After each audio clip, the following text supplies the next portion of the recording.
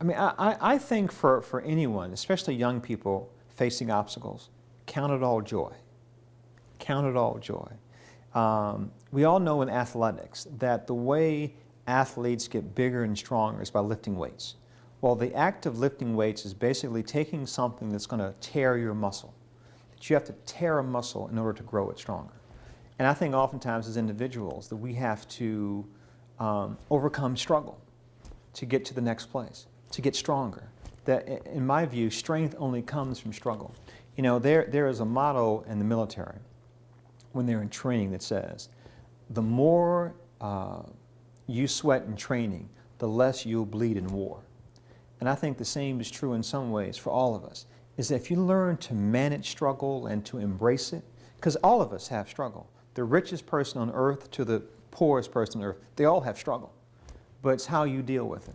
And that's my attitude, and I got that attitude from my mother. I mean, my mother's philosophy for raising her children was that if you work hard and pray hard and treat people right, good things will happen. Make no excuses. Own up to it, whatever it is. And be optimistic. And I think if you're optimistic about things, that the world looks different. You know, if you're optimistic about an obstacle, then it becomes just a challenge. It becomes an opportunity to get stronger, to tear that muscle and keep going. So for me, it's hard some days. You know, my grandmother used to say that God doesn't put heavy burdens on weak shoulders.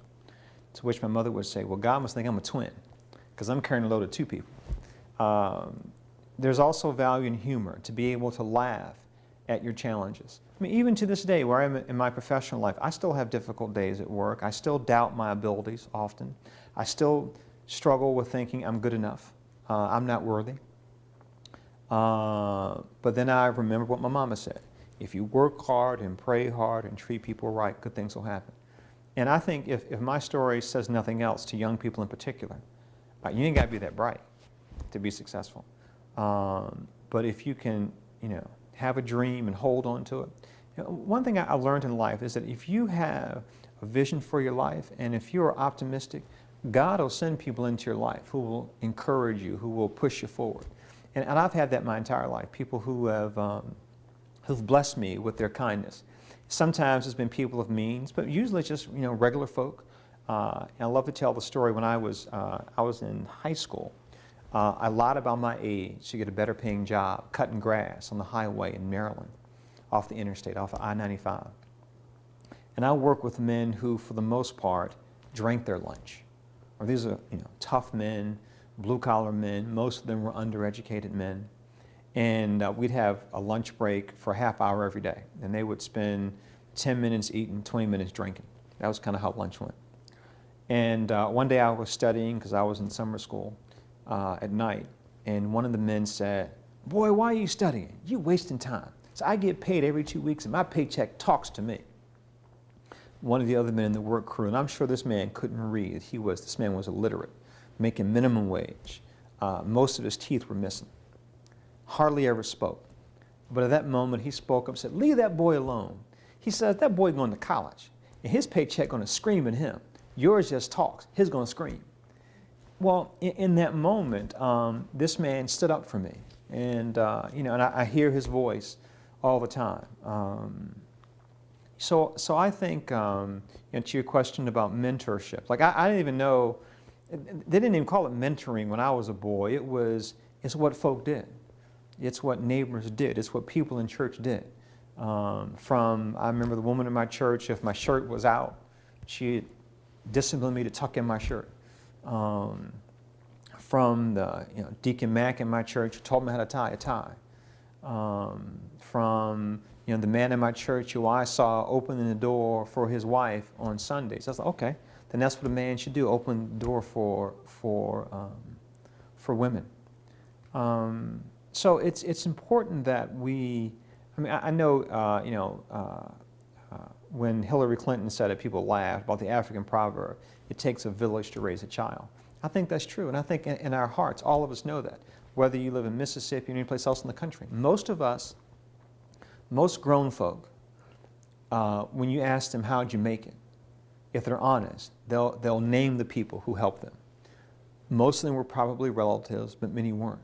So none of us, like, I don't believe in the bootstrap philosophy. I don't know of many self-made men or women. Most people who I know are successful can tell the story of the people who helped them. And, you know, I mean, most people love America, right? Most people love their home. Most people in Mississippi love Mississippi. And it seems that's what we're all called to do, is to help each other. As a Christian, and I believe that is part of my faith walk. You know, my faith talks about, to those whom much is given, much is required. And I believe that. And part of the requirement, I think, is to share what you have. Last thing I'll say about that, my grandmother, who was a wise woman, used to say that the only way God can give you more is if you open up your arms and give away what you have, because then you have more space. And my grandmother, I think, with that, was speaking to the spirit of, which is part of the American spirit, that take care of each other. That's what we've always done in this nation. Whether you're Republican, Democrat, Independent, or whatever, that people take care of each other. And we see it, unfortunately, we don't see it often enough now, but you saw it after Katrina. When you saw neighbors helping neighbors. For all of the failings of the federal government after Katrina, I thought the faith-based community was remarkable, because you saw churches and congregations from across the country who came in here and said, what can I do to help? You saw neighbors sacrificing their own safety to help their neighbors. So we're good and decent people that sometimes we have to be reminded of that. I mean, now, today, the word is mentoring. But when I was a boy, it was help your neighbor. I think education is the great equalizer. I mean, if you talk to anyone, I think, who's done anything in their lives, there was some form of education involved. I mean, even when I talk to people who are successful in business, who don't have much formal education, they still know how to read and write, do the basics. But in this modern age, in this competitive environment, education, it seems to me, is vital. I mean, America still remains the envy of the world when it comes to education. Some of the best, it's estimated that something like 17 of the 24 greatest universities in the world are in the United States. People from around the world still send their kids to this country to be educated.